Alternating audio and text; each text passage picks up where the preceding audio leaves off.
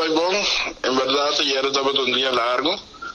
pero veramente no persigue con su ánimo para buscar solución, camina de casa que nos ha tanto el director de KTK y también el director de CPA, camina como ministro me explica na papini con otra alternativa con nota costa ocupa de trabajo, pero también con ta ya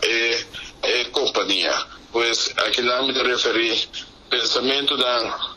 todo tipo de pensamento da fe de encrempe de parte de gerência, pensamento da de Unibank, KTK, Baudi, CPA, pensamento da de WAC, que business case Sporting, caminho de mais centrada, pensamento da de WAC, tarifa da anpassing, caminho também por ter mais entrada e queda competitivo, pero também pensamento da caminho de união junto com o sindicato,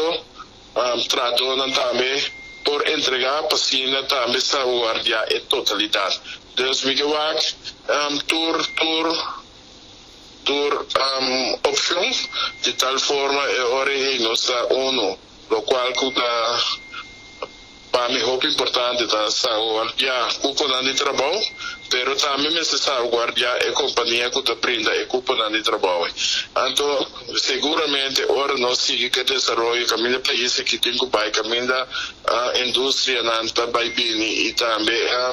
nosso papel de Haberback referaria e também a operação de Belambay, a companhia também cresce bem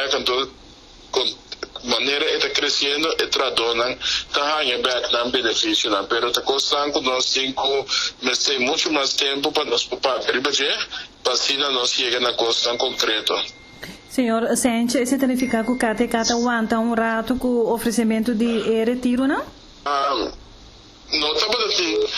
palabração para retiro, mas na frente começamento aceitava uma opção que está tendo para mesa para a mim tudo tradota na boca de trabalho tranquilo, na mesa concentrada assim, lo qual que não tem quase na boca de trabalho, pero agora que a mim está papiando de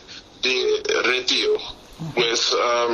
esse agora que não está na mesa.